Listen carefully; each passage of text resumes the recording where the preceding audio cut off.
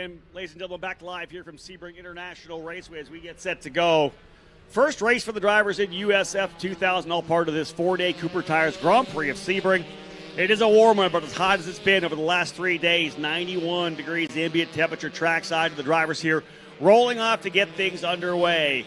They'll get the one lap around the racetrack. We'll have a look at the grid. We'll get an opportunity to potentially bring in my guest announcer for this particular race, Francesco Pizzi, one of our USF Pro 2000 drivers, and of course also a winner from the 24-hour Rolex event in Daytona. We'll talk about that throughout this 12-lap race. But let's have a look at the grid as they get set to go, taking on this 3.74-mile 17-turn corner. They'll work their way to turn number 5 through turn number 6. 18 drivers make it 19 set to go here in USF 2000. Lucas St. Jean will start at the tail of the field after an issue in qualifying. St. Jean for Jay Howard driver development in the number 9 starting 19th. Row at number 9 will see Nikita Johnson on the outside, a winner from the event at St. Petersburg. Had trouble in qualifying. We had a very short qualifying session due to an issue on the racetrack that took up a lot of the time. So a number of these drivers only get a couple laps in, Nikita Johnson being one of them. So we'll keep an eye on the VRD racing driver coming from the tail of the field in the number 17. He'll start alongside Maxwell Jameson in the D-Force, number 12. Row 8 will have Avery Towns for Exclusive Autosport on the outside of the number 93, the Texan starting alongside Zach Ping in the VRD number 97. Row 7 will have Ethan Ho for DC Autosport. He drove this car yesterday in USF Juniors. They flipped it over and converted it overnight into USF 2000 trim. So Ho starting back at 14th, but he's shown speed to run higher than that. He'll start in the 7th spot alongside the driver who caused that red flag in qualifying. An issue for Chase Gardner. He was in the wall on the outside of row number 17. They've got that car put back together. The number 95 for Exclusive Autosport set to roll off from 13th. Row number 6 will have Al Morey on the outside for Jay Howard driver development in the number 7. The Indiana driver starting alongside Gordon Scully for VRD in the number 19. Into the top 10 now. Row number 5 on the outside, Danny Dzelski in the number 18. He'll start 10th. Alongside him, Matt Clark, your defending or reigning USF Juniors champion. Clark out of Ontario, Canada in the number 1 for D-Force Racing. Row number 4 will have Jorge Garcias on the outside, the D-Force number 10, and on the inside from New Zealand, it's Jacob Douglas for Exclusive Autosport in the number 90. Row 3 will have Sam Corey out of North Carolina in the number 14 for VRD Racing. He'll start 6th. And on the inside, one of the drivers in the points hunt right now, he currently sits in the 4th position coming into the event, Ivagoras Papasavas in the number 6 for Jay Howard driver development. He'll start in the 5th position. Row number 2 will have Elliot Cox on the outside, and the Sarah Fisher Hartman Racing Development drive planning number 67. He'll start 4th. And on the inside, the point leader coming in, a 1st and a 3rd place finish in the opening round at St. Petersburg, Lockie Hughes for Jay Howard driver development starting in 8th. 19 drivers in the field, 2 on the front row, all Pabst Racing up front, and what a starting position for the 14-year-old driver making his debut out of Florida, Max Garcia, the number 24 Advanced Auto Parts Machine. He'll start 2nd, but the driver on the pole, ready to take it down to turn number 1, Simon Sykes, 3rd in points coming in, 2nd place in the 2nd race in St. Petersburg. He'll be on the pole position, his teammate on the outside. Field coming through Sunset Bend, turn number 17.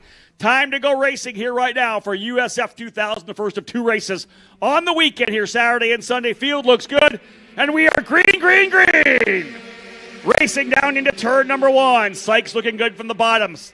Let's see if Garcia is able to challenge him. Here comes one of the drivers, Lockie Hughes, looking to the inside as well. Hughes goes to the inside. A little bit of contact there between he and Sykes.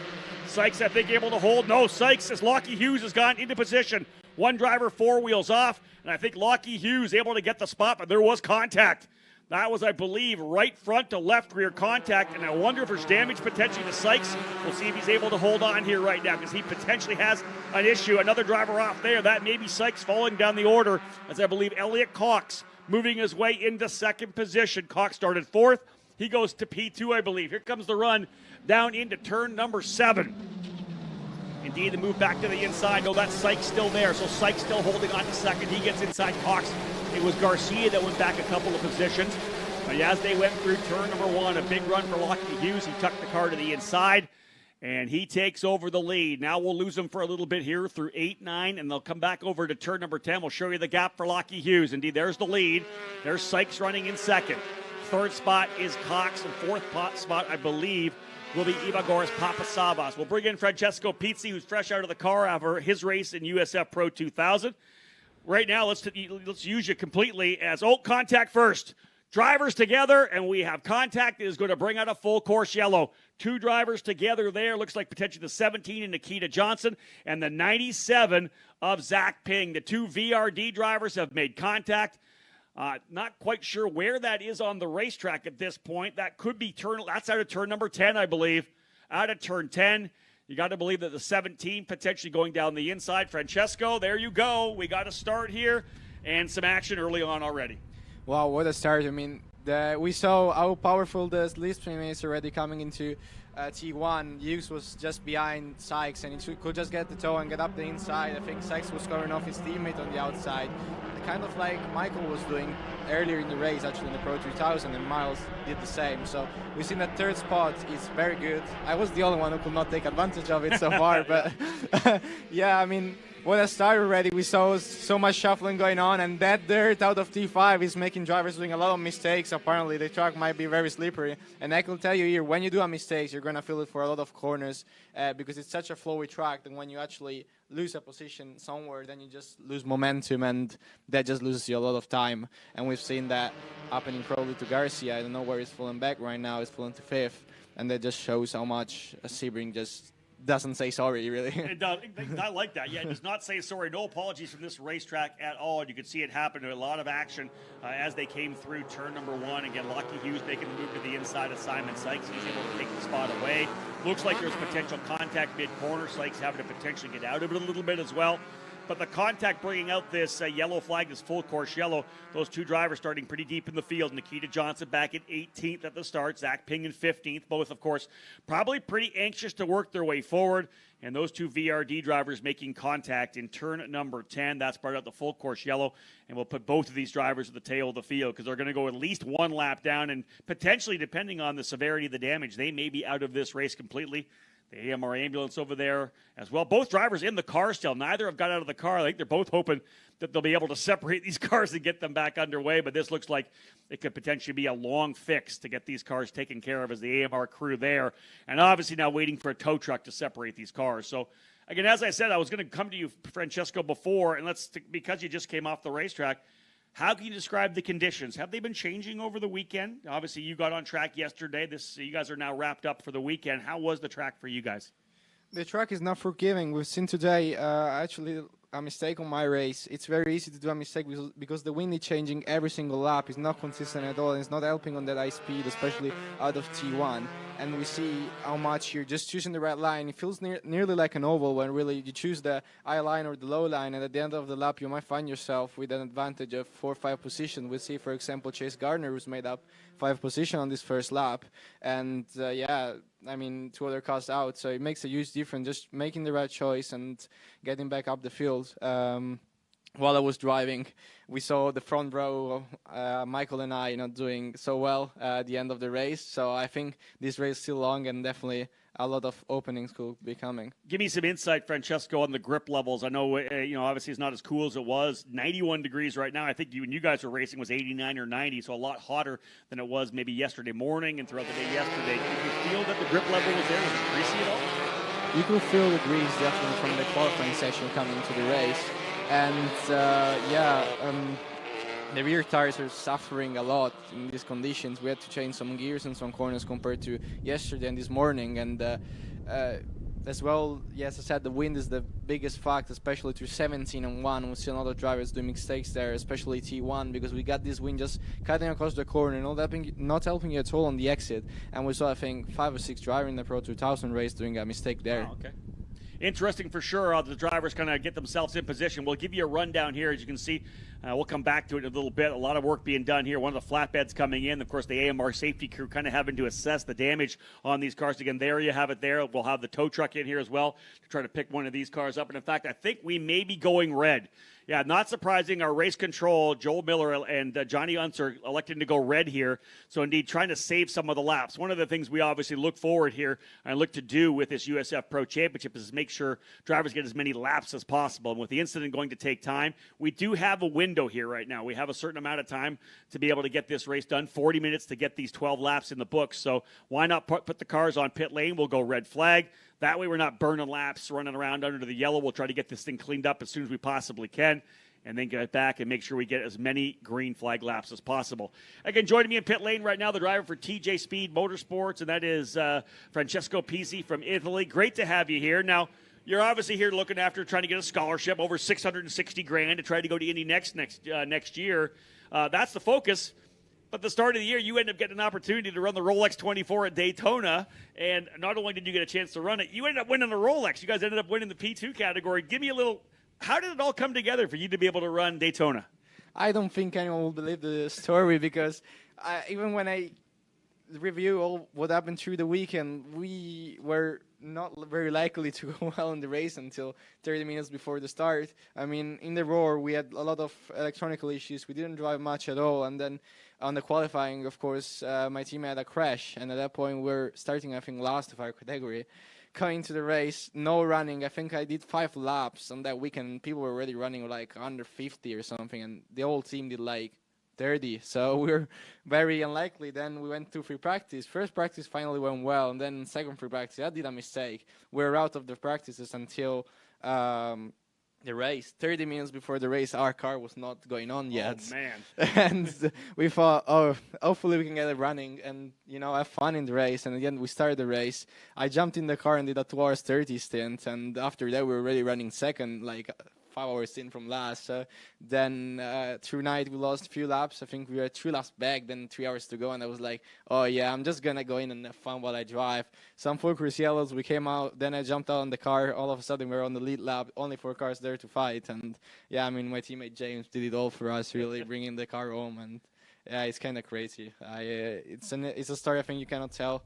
And the whole team and for me being so young on my first attempt to the Rolex 24 in my first endurance race, it was quite a crazy one because I know my teammate Jimmy is a Porsche factory driver and he's been looking to win this Rolex 24 for 15 years. I think he's been doing endurance racing, and I come in on my first attempt and I do it. So yeah, right. This is easy. What are you talking about? Good for you. Great to have that Rolex. Great to have that on the resume. You can see it's still going to work here now. They're going to see if they can't get the number 97 there. Yeah, there's Zach Ping refiring. So the cars looks like not a lot. I don't know if there's any damage to Zach Ping's number 97. He's going to roll back onto the track. We'll see if they can refire the number 17 as well. Yeah, indeed. So both of these Tatis machines are back underway. They were just kind of locked up. The crew did a good job to get them apart. We got pretty much every service vehicle we have here at the racetrack out at the scene. But, man, we are underway. So all these drivers getting back on track. Let's have a look at as they line up here because a lot of action, as Francesco had said. One of the drivers, Chase Gardner, moving from 13th up into 8th. So here's your full field rundown. 1 lap in. We're currently red. We'll go back to green very shortly here once all the vehicles get back to their spots around the racetrack. Lockie Hughes taking the lead from Simon Sykes, as we saw, going into turn number 1, aggressively down to the inside, slid through with a bit of contact. Hughes takes the lead. Sykes now running in second. As they sit on the pit lane, Elliot Cox in third.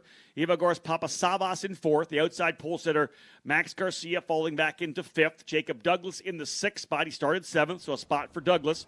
Matt Clark started 9th. He goes up into 7th. Gardner up 5, as we said. Sam Corey dropping a couple. Started 6th. He goes down to 9th. Jorge Garcias in 10th spot. Danny Dzelski in 11th. Gordon Scully in 12th. Lucas St. Jean from 19th up into 13th. So a 6th position improvement for St. Jean. And then we have Maxwell Jameson, Ethan Ho, Avery Towns, Al Morey. And then we'll have Zach Ping and Nikita Johnson back here as well.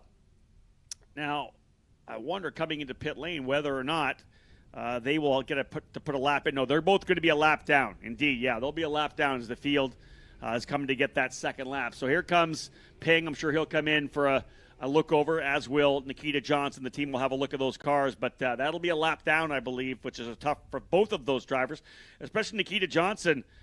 Francesco coming in here second place in points, just 1 point behind Lockie Hughes. He's at the tail of the field. Lockie up front. I understand you have the same feeling. You're second in points right now. You're trying to see if you can't reel in Miles Rowe. Lots of work to be done over the season, but you definitely don't want to have a DNF. Yeah, you definitely don't want to want to finish all the races. Really, you don't want to DNF. It's you could see just finishing all the races. Really, not risking it too much. I mean, I dropped down to 14th at a certain point in the last race, and then I came back up to 7th.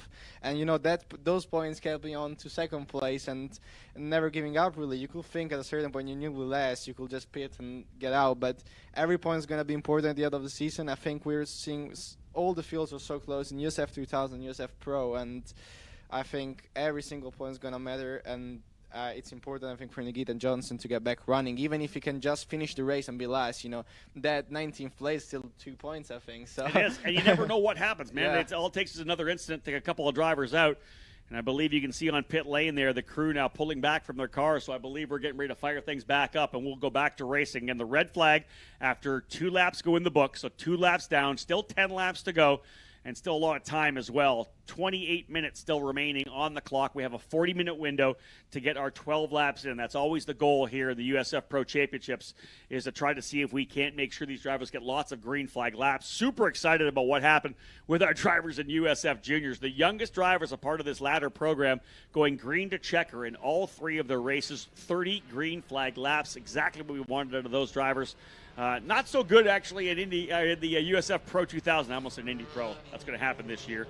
USF Pro 2000, you guys had a couple of yellows, drivers having some issues, but again, a little stoppage in play here early. Let's hope that we get to go for 10 more full laps, because, Francesco, you'll say the same thing. It's all about getting lap times. You want to learn the racetracks. You want to learn green flag racing laps, and that's what we want. We don't want those yellows. Yeah, you want to drive the most as possible, especially starting on the back, want those laps to come back. And I think that the draft is very effective here in Sebring, so I proved it on my races. And really, you can be very far, but already from 4th, 5th years to win, and especially coming into the first corner, into the last corner, the straights are huge, and you have so much time to pull back up. And then, of course, you have these 2 airplanes, 7 and 10, where you can really send it to the braking. And yeah, in these races, I think everyone is running for the win, really. We have so many laps to go that everything could happen. We saw it in the USF Pro 2000 race. We saw, the front row finishing with a best of 7th, and people coming back from 12th to 5th. So there is a lot to go, and I think the podium is up for grabs for everyone. Yeah, a lot of chaos at the end of that USF Pro 2000. You're one of the guys that were watching that race. The chaos at the end happened as South Florida Alba coming through turn number 11 and 12. Actually, I haven't heard of this before, at least in our program, but the fire extinguisher actually went off, covered his visor with the fire extinguisher fluid. He ended up getting off the gas on the brakes coming through turn number 13. Jace Denmark with nowhere to go ran into the back of him. Francesco able to get kind of out of the way to a certain extent. He was off the grass, I think, into the grass twice. Jackson Lee through. Jack William Miller able to get through. A lot of drivers taking evasive maneuvers to get through there.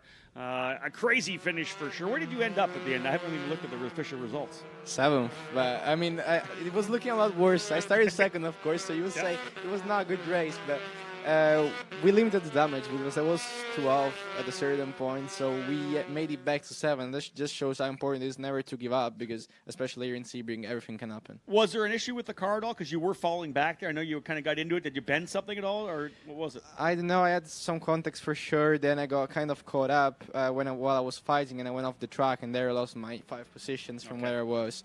But yeah, when you're so close and you do a single mistake, we saw it even yesterday with Jace, who did a mistake in 17, and that costed him just a very small mistake, cost him a position on myself and Joel Granfors, and that could have been, he was catching miles and ended up 4th, Joel and I. So, you know, this track does not say sorry for sure, and we are going to see Lucky Hughes is going to have to lead the field. Actually, the first always get through well, but we need to see, because if he can break the toe from Sykes, it's going to be a big difference. But if Sykes has that toe, he could make up to 5 or 6 tenths, and that's going to be a huge difference to the end of the race. And Francesco telling me he's going to be watching Lockie Hughes and Jacob Douglas here, former karting teammates of yours back in your days running in karts, and so many of the drivers as part of this USF Pro Championship, of course, starting in the karting ranks, whether it be here in the U.S., running in the Superkarts USA, USPKS, Rock Cup, all the different programs that you could potentially run coming up through the ranks, and of course, so many of the drivers coming through Europe in the CIKFA events and the WSK races as well.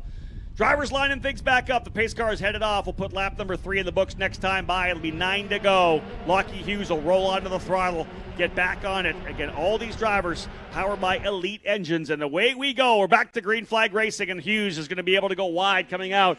He's got a good enough a gap over Sykes to be able to hold it down into turn number 1. A little further back, you got a defensive run down to the inside. That's deeper in the field, maybe 6th or 7th, as the top 3 or 4 drivers coming through clean. The otherwise guys nicely coming through. Driver way wide there, going to drop a wheel. That's outside the top 10. Another driver fully 4 wheels off. One of the J. Howard driver development cars is potentially going to fall to the tail of the field. Lockie Hughes, though, holding on. He's able to defend at the start. Got a good jump and almost an issue there. I think that might have been either Chase Gardner or Max Garcia getting a bit wide coming out of turn number 5. A lot of dust getting kicked up coming through that part of the racetrack. They'll work their way again back down into turn number 7. I think Chase Gardner made it through to 6th even. I think you're right. Is that, oh, now Jacob just gave back. Yeah, that was in front of again. But what a restart is having. He's having a dream start right now. Just a little of a gap from Max Garcia now to P6. So the top 5 is kind of being able to pull away, and that's going to be tough for the 6th guy because it's not going to have any slipstream coming down onto 17. And now we see Papa Savas actually get through on Cox. Yeah, Cox is there, but Papa Savas has been able to get through. Ivagor's Papa Savas for J. Howard Driver Development. This will be his first full season running in USF 2000. Didn't start until midway through the season last year. With a health issue that they had to get dialed in. He was able to get some good seat time last year and now finds himself lined up and looking pretty good, actually, coming in here 4th place in points. A pair of top 5s at St. Petersburg, 2nd and 4th on the record. Here's the battle a little further back. That is behind, I believe, the Chase Gardner run. There'll be Sam Corey, Jorge Garcia, Danny Dzelski in there. But here comes Lockie Hughes out of turn number 16. 3 laps down, 9 to go. It'll be 8 to go when they come back around. And you can see more defensive maneuvers further back. One of the D-Force drivers coming to the outside of the racetrack. That could be, I believe, thinking further back in the pack, wondering who that may be. We'll watch it coming through. That's in front of Sam Corey. Corey on the outside, trying to run around the outside here on the inside. That's the number 10 of Garcias. Jorge Garcia is able to hold that spot, and I think maybe Corey could be losing a position there to Danny Dzelski as he was trying to go around the outside. Very tough to run the outside of the corner in turn number 17. It's a little precarious in there. Here's a move to the bottom. That is going to be Garcia going by Cox, who drops a wheel on the exit. You see the dust getting kicked up there. Elliot Cox is going to go back to P5 as Garcia making a good move to the inside. You talked about that pass, Francesco. You get a good run out of turn number 17. You get down to the inside. You use the draft. As long as you're down to the inside, you have that position. Yeah, Max Garcia just did it perfectly there. We saw as well Lockie Hughes getting away very well. He has a 1.1 second lead over Simon Sykes, and that's going to be very tough to catch back up. But you never know, a full cruise yellow might be around the corner. And that's a possibility, yeah. Everything that Lockie Hughes just built up will be up to none in a few turns. I think Papa Savas is having a very good run, actually. He's closer to Sykes, and Sykes is to lose. Indeed. Ivagor's Papa Savas looking to get another podium finish. Lockie Hughes out front, your point leader by just 1 marker over Nikita Johnson. Remember, Nikita down in 18th right now. Zach Ping brought the car into the racetrack, but has not returned based on live timing. We'll try to visually confirm that with the 97, potentially the first scratch on the grid here is not able to get back out. Hughes, Sykes, Papa Savas, Garcia, and Cox, 1, 2, 3, 4, 5. 6th is Douglas, 7th is Clark. 8th, Gardner, but we believe he's got a couple more spots. Gardner potentially up into 6th now. Garcia's in 9th spot. Dzelski's in 10th. There's the battle there between Garcia and Cox. That is for P4. Garcia and Cox are losing a lot of ground to Papa Savas right now. They're defending and fighting so much, and that doesn't help to receiving because you have these long straights, and when you come into a corner tight, then you're going to lose the whole way, for example, down to 17, and we see what a huge gap they have now, and it will be very hard to catch that back up, and actually Douglas getting back on their tail. Yeah, it seems to me like they're kind of battling it out for 4th position right now as opposed to trying to move their way forward. Here's another side-by-side run as one of the drivers from VRD Racing working his way through. That is the number 18 of Danny Dzelski, as he's, I believe, able to get by Jorge Garcia. So that was the battle there for 9th position. So the 2 drivers inside the top 10, scrapping it out, coming down into turn number 17. Garcia now officially by. There he is in 4th. Garcia, P4. Oh, another driver dropping a wheel. That was Sykes. You know Simon Sykes pushing hard here right now. Look at this battle. Here goes, as you can see from the tail, Chase Gardner going to work here on Matt Clark. That's the battle for, I believe, the 7th spot, 7th and 8th. Clark in the USF Pro Championships scholarship colors, having won USF Juniors last year, running the number 1 for D-Force. He and Gardner going at it. That is for the 7th and 8th position. Garcias has lost a couple of spots. Danny Dzelski getting by first Sam Corey and now Jorge Garcias. And Dzelski having a really good run here as well. Now he's on the battle, moving his way forward. And there is good racing just inside the top 10. Everybody running pretty good now. Outside the top 10, again, Corey, I believe, 11th. Maxwell Jameson in 12th. Ethan Ho running 13th. 14th, Al Morey. 15th, Lucas St. Jean. 15th actually is St. Jean. 16th is Avery Town. 17th, Gordon Scully. And again, a lap back is Nikita Johnson, just hoping for some more contact that could potentially move him forward. Otherwise, with Lockie Hughes leading and Nikita back at 18th, this could be an opportunity for Lockie to really stretch out at least a decent little advantage going into race number 2 tomorrow. Yeah, he's for sure stretching that gap right now. I think Sykes looked like the fastest guy for sure from qualifying, and we really need to check it out. But I think actually Matt Clark and Carter got both two on Douglas, and they're now 6 and 7. You see as they cross the line. But you see, we don't even realize a single mistake might lose you 2 or 3 spots, and I don't know what the gap is going to be now down the main straight, because Sykes went off, and we see that I think Hughes got back these 4 tenths he got on him, but I think Sykes just got to stay cool, and he will catch him back eventually. We saw that pace, and especially with the draft, he can get very close to Hughes, but it's very easy to do a mistake, especially with the dirty air that you get, and then the understeer will push you out. If you have a look on top there of the screen, folks, you see the wind that's coming from behind them coming down into turn number 1. And Francesco, the first one of our drivers that we've had in the guest chair here this weekend to talk about different angles of the wind and how maybe it's in your face coming out of 16 to 17 or the side shot through 17. You saw that. Next time by, when we see that, have a look at those flags on top of the bridge across the entry to turn number 1, because the wind is significant here today. Blue skies all day on Thursday and Friday, not a cloud, but you can see when we get back to it, quite a bit of cloud cover coming over the racetrack. There's still a lot of blue skies, but there are clouds here today, not the completely blue skies we had on Thursday and Friday. You can see them there in the shot here from turn number 7. There's the gap between first and second. Hughes and Sykes last time by was about 8 tenths of a second. Hughes pulling out another couple of tenths on that last lap. Simon Sykes holding on to second, but looking for that first career victory. Although Simon Sykes sitting P3, only 7 points back, if he's able to potentially hold on to the spot, even though it's not a win, it would move him to second ahead of Nikita Johnson in the points. Papa Savas right behind him, third, right behind him, fourth in the order as well. So the drivers up top in the points right now doing pretty good. Trey Burt, P5, no longer with us here this weekend. He'll be running in the USAC Silver Crown program, I think, this year. We may see Trey back for a race here and there. But then Sam Corey, P6, he currently runs in the 10th position. So Corey going to want to put his head down and see if he can't get a couple more spots. Actually, shout out to Trey Burt. What an amazing first race he's had. We know he hasn't got that seat time as the other guys, but he just went into St. Pete doing 2 very good races after a good qualifying. And in the first race, he finished 5th and starting 5th, I think. In the second race, he came back from 14th. He had an amazing race, and I hope I can see him in the seat more often, really. Yeah, you know what, we saw Trey had a great story, obviously coming from the dirt world, running mini sprints and sprint 360 and 410 sprint cars. Of course, we'll see him running some USAC Silver Crown racing, and he was running with Future Star Racing too, a team that just picked up a bunch of USF2000 cars in the offseason. Their plan is to stick with this USF Pro Championships. They're going to try to get more drivers potentially into the car. Obviously, Andre Castro ran with them as well. Here comes the battle up front. Simon Sykes closing up. You can see them coming through turn number 1. This last time by, Sykes quicker by 6 tenths of a second. Simon Sykes starting to put the pressure on, and another drop of the wheel. That is Garcia. He had some trouble coming to turn number 1. Garcia dropped the wheel on the X. He's pushing hard as well. And even though P4 with a bit of a lead right now over Elliott Cox, a minor miscue there for Garcia.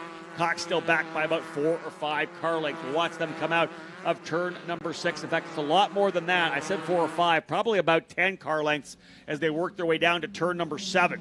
But the gap between first and second has shrunk for sure. Sykes 6 tenths quicker on that last lap. The gap less than 4 tenths of a second. Whether it was a mistake, minor miscue potentially for Lockie Hughes, that was the best lap he's put in so far. So again, Hughes and Sykes potentially lining up for what could be a good battle. They run 1-2. Papa Savas in third. There's first and second. Look at this. Simon Sykes can feel it. We are 8 laps in, 4 laps to go. Simon Sykes ready to dial things up. Papa Savas runs third. Garcia and Cox in fourth. 2 seconds back to Matt Clark running in 6th spot. He's got a second over Chase Gardner, who's got Jorge Garcia, Sam Corey, and Danny Dzelski behind him to cap off the top 10. Francesco, I like the way this is dialing in because second place is starting to pick it up the speed a little bit. Simon Sykes looks like he's ready to potentially battle for the win. I think he'll have a run down to 17. If has a good exit from 16, he's very, very close to Lucky Hughes, and that draft is going to make a huge difference. I think Hughes has got to look in his mirrors right now because he's a lot faster, and you can see how close he is to him. I think Sykes has got to run. Indeed, Simon Sykes with a big run coming down 17. All the way to the bottom goes Hughes. Sykes is going to go around to the outside. Lockie's got to hold that position. Simon thinking about trying the outside here. They're side by side.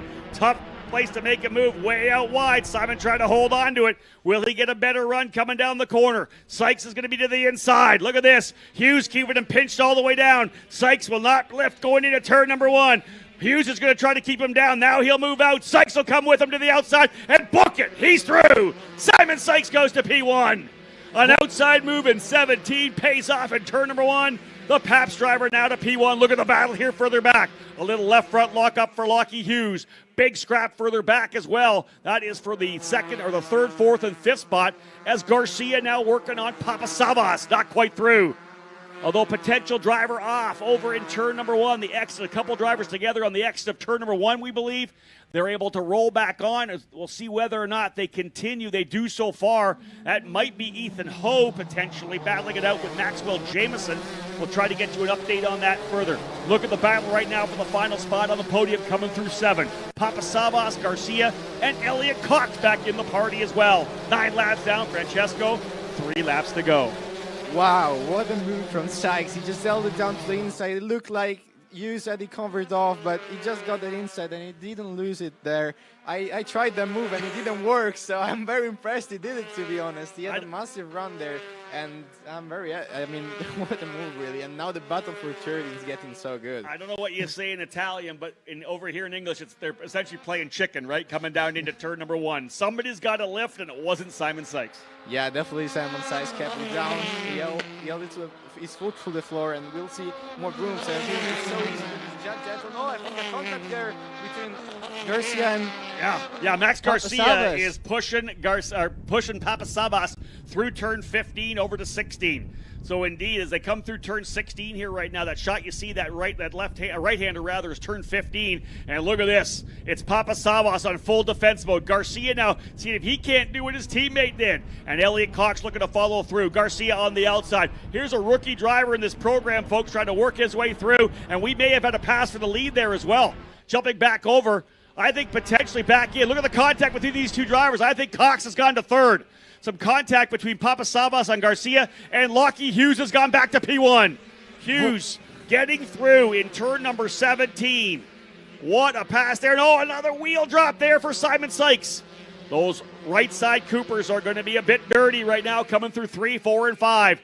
Crank things up. And a little bit of a wiggle there. Tail wag coming through 4 for Lockie Hughes. Sykes took the lead, but again, he comes back and gets it. Hughes with a move to get by him over in turn number 17. The fight back, though, as well, as another driver's gone off over in turn number 1. Off that track, trying to get back onto the racing surface. Not quite sure who that was.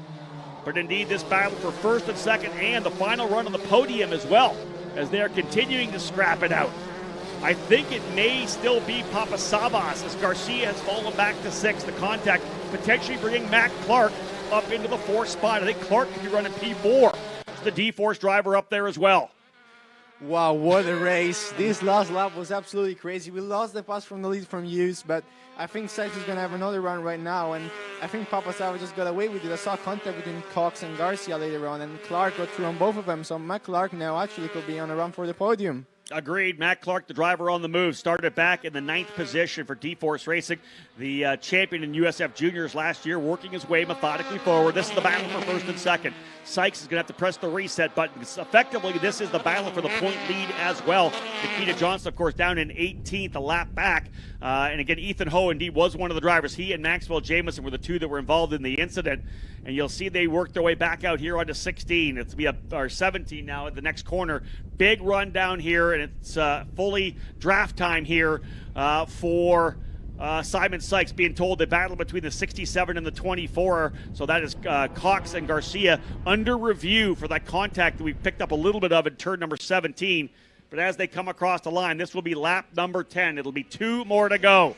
And the battle between Lockie Hughes and Simon Sykes continuing. Sykes gets a big run down the straightaway. He'll try to stay in that draft. Clean through. He's got to put the pressure on. Further back, Papasava still holding on to third. Matt Clark's coming, though. He just turned his fastest lap as he's trying to close back up. There's Papasavas. There's Clark. There's Cox. And right behind them coming into the screen was Chase Gardner, who's got his way up to 6th. Gardner, who got into the wall in qualifying, lost his fast lap, dropped him to P13. He's up 7 spots. Gardner, what a great drive for him to P6. Wow, what a drive from Gardner, really. I want to see him start at the front because I think in some video as well he had some issues in qualifying. Always started on the back. He's doing these mega comebacks all the time. But we're having fun watching them, but maybe it's better for him to qualify well next time, really. But yeah, an amazing comeback from English and really good pace there. And Cox actually was the fastest rookie out there. I think he might have misjudged on the braking point there, and then the contact with Garcia. For sure Garcia got the worst out of it, but now I think Gardner is fighting with him for that fifth spot. And yeah, we're gonna have 2 more runs down to 17. Let's see if Sykes is actually calculating for having it on the last lap. Little trouble there coming through turn number 14. Or rather, turn number 11, coming out of turn number 10 through 11. A little bit of trouble there for Papasavas, going to miss the turn in. But indeed, as Francesco said here, we have a couple more opportunities down to 17 here. This one and one more through 16, or 15 rather, coming back over to 16. We'll see what we get here now, potentially from Simon Sykes. He's trying to dial things back in. Last time by, both drivers turning 207 flat, so Sykes has got to find a bit more because the gap was 0.3 of a second last time by. Here's the big run. In fact, a little further back, Cox looks like he's trying to close up on Matt Clark. Could be a battle for the 4th position as well, but this is Sykes closing up. It's maybe 3 car lengths as they come into Sunset Bend. And again, Sykes looking for that first win, but the bottom line is both of these 2 drivers looking to dial things up now. Who gets the best run coming out? This one here, white flag flying this time by. 1 more lap. And thinking about a defensive move to the inside, Lockie Hughes looking in the mirrors to see what he's got out of Simon Sykes. Final circuit, the battle between these 2 young guns. Sykes again drops a bit of a wheel coming out of 1. He is hustling this car around. Defensive run down the inside for Lockie Hughes. Covers off the bottom of the racetrack. That's going to bring Sykes right back in through 4 and 5. Again, they'll work their way to 5 under the bridge. It's a big sweeping left-hander for turn number 6. It's about 4 or 5 car lengths as they come out. It's a pretty good run out of there for Lockie Hughes, so that's going to pretty much eliminate a dive bomb move into turn number 7. You'll watch them come in here now. Turn 7. Yeah, not close enough for Simon Sykes. He's going to have to try it all, potentially, over in turn number 17. And there's the number 7, an issue for Al Morey, as he's lost the wing. He was battling it out there, I believe, with Avery Towns. So Morey's lost the wing. He'll drop to the tail of the field. But again, we are rolling. They'll have 1 more circuit waiting for them here in turn number 10. Here we go. Sykes is there. He needs to get the big run through turn 13, and then, of course, all the way through 15 to 16. He's got to set things up here. 13 will be crucial for Simon Sykes to try to get Lockie Hughes, but Lockie's been impressive. A win and a third at St. Petersburg. Does he get another victory here for Jay Howard Driver Development? They'll come through this corner. And again, waiting to see. Sykes not quite there. He's going to have to roll a ton of speed through 15. Over to 16 now. Will he have enough to draft as Papasavas looks good for P3? That would be a 3rd straight top 5 and the 2nd podium. Oh yeah, we got this run. Look at this, all the way to the bottom of the racetrack. Sykes is going to keep him pinched to the bottom of the track. Sykes to the outside. He's going to try to hold him. We're going to go side by side, wheel to wheel. This is it in USF2000. Final lap of race 1 of the weekend. Sykes is going to try to roll the outside. He gets good speed through. Does he hold the outside? Big wing. Oh, he almost loses it. Outside top. And it's going to be Lockie Hughes. He holds him off. Lockie Hughes will win his 2nd race. He is victorious. Race 1 here at Sebring. But wow, Simon Sykes hung it out to dry on the outside, trying to ride the cushion here at Sebring. And the car just unloading. Francesco, he threw everything he could at him. I think there was contact down there. I think they might just have touched a little bit. That's what caused Sykes to go off. might be a review there because they touch. Oh. Yeah, there's a battle further back here as well, finishing off this race. Jacob Douglas and Gordon Scully going at it. This is for 12th position. They were essentially side by side as well. But yeah, potential contact into the corner. They'll have a look at it, but I'm going to say if they're in the corner like that, they'll call that a racing incident. I think both those drivers side by side, those cars are going to be jinking back and forth. The bottom line was we saw a absolutely fantastic final lap battle between Lockie Hughes and Simon Sykes side by side through turn 17. In the end, it's 1.1 seconds for Hughes over Sykes. Both those drivers still obviously very close in the championship battle here for sure. We'll have to look at the fast lap of the race. It might be a 2:06.2. That would belong, I think, to Simon Sykes. So there's another bonus point for Simon Sykes. Qualified on the pole, gets potentially the fast lap, limiting the loss of points to Lockie Hughes. But Hughes, Sykes, and Papasavas in third. Great run for Matt Clark. He started ninth. He goes up into fourth. Elliot Cox started fourth. He ends up fifth. So a good top five for Cox. And how about Chase Gardner? Started 13th. He rolls that number 95 exclusive Autosport machine up to 6th. What a great drive for Chase. He sure knows how to come back. That's what I gotta say. But I love this racing, man. That when they come so close onto the last corner, I hope there is not gonna be any review really, because I love good, clean racing. And of course, I've seen here in the United States, the racing is very tough and like the let slip something. They're a little bit border limits sometimes. That's what the racing is. You don't need many penalties to decide the race. I think it should be as it finishes, really. I don't like to get a win from the first guy getting a penalty, really. Agreed. So yeah. I would say this was an amazing race, very exciting, and yeah, I mean, I think driver of the day has got to go to Chase Gardner. I think so. What a great drive for Chase Gardner. Francesco Pizzi, thank you so much for joining us, driver for TJ Speed Motorsports. Best of luck tomorrow. Thank you for having me. There he is, folks. Francesco Pizzi, obviously great in the booth as well. Fantastic driver. We'll watch him potentially go for a race win here tomorrow for TJ Speed. But that was a battle for sure. We're going to wrap things up, folks, and head to Victory Lane right now. A quick little break in the action. We'll run a couple of commercials, and then you can join us at Victory Lane, where we'll meet Lockie Hughes, Simon Sykes, and Evagoras Papasavas. And cap off the day's action, the first of two events for the drivers here in the USF2000 category, all part of the Cooper Tires Grand Prix of Sebring.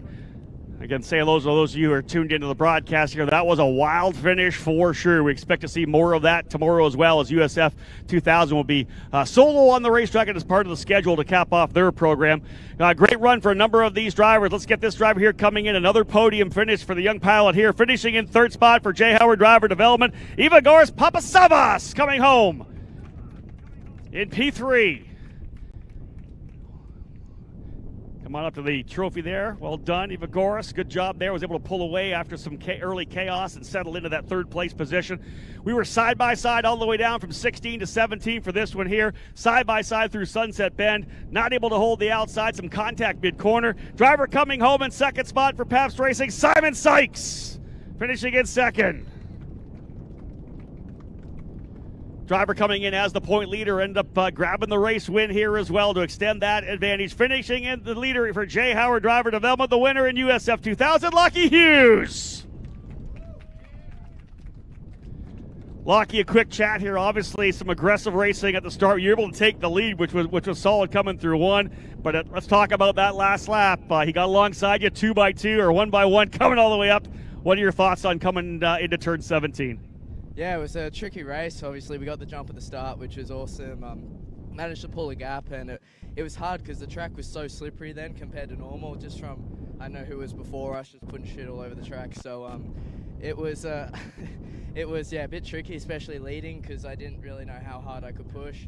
And then Simon caught me, and then we had a great battle the last few laps. So it was a good race. Who do you want to thank today? Just thank the whole team, everyone at J. Howard Drive Development, and all my family watching back home in Australia. Well done, man. Grab that trophy. Let's wrap things up here. He is your winner for race number 1 of a doubleheader here for USF 2000. Lockie Hughes getting the victory at the line. We're going to do this all over again tomorrow. Separate qualifying as well for these drivers, and then we'll have that race just after the 1 o'clock hour. Again, lots of racing on these 4-day event for this Cooper Tire Grand Prix of Sebring. And these drivers here at USF 2000, unbelievable racing, not only at the front, but mid-pack as well. We saw some great drivers working their way forward. Chase Gardner getting a bunch of spots, 6 or 7 position moving forward. Number of drivers coming forward. Matt Clark as well, a great drive, I believe, up into the 4th spot. Elliot Cox rounding out the top 5. Number of drivers able to dial things in here and get it done. And the bottom line is this is the first race we've had for the drivers in USF 2000. Of course, a triple header for USF Juniors. They were done yesterday. USF Pro 2000 wrapping things up as well. They had their second race of the weekend today. Miles Rowe getting a win there, and Lockie Hughes, the point leader coming in USF 2000, leaving St. Pete, gets another victory here to extend that gap. Fast lap of the race, I think, unofficially going to Simon Sykes. He has the bonus point for qualifying on the pole as well, so limiting the damage in terms of the gap in the points. So still very tight on top. Papasavas confirming himself up there in 3rd in points. And we see a bunch of drivers that were able to work their way forward. So we'll get rid of this car. We'll move this Jay Howard Driver Development Tatis USF22 out to the right side of the stage. We'll pull the champagne out, let these drivers go at it. Guys, you can drop those trophies down onto the ground right now. You can grab the champagne. We know you're racing tomorrow, so probably no need to spray each other, but light it up, folks. Drivers, grip it and rip it. Let's have a little bit of celebration time here with the champagne. Spray it here to cap off the opening round of USF 2000 here at Sebring. Again, all we have left in this 4-day event is qualifying tomorrow for race number 2 of USF 2000. They'll be on the racetrack again just after 1 o'clock, I believe, 1:30, 1:40 potential start time. We hope you tune in here on USF Pro Championships TV. You can watch, of course, on the YouTube channel. You can watch on USF2000.com, and you can watch wherever you are mobile on the USF Pro Championships app. Download it from Google Play or the Apple Store as well. So again, folks, thank you so much for tuning in. We appreciate you watching it here. It's been a great day at Sebring. One more day to go. Thank you so much for being part of it, folks. On behalf of Anderson Promotions, Cooper Tires, and Discount Tire, my name's Rob Howden. Bye for now.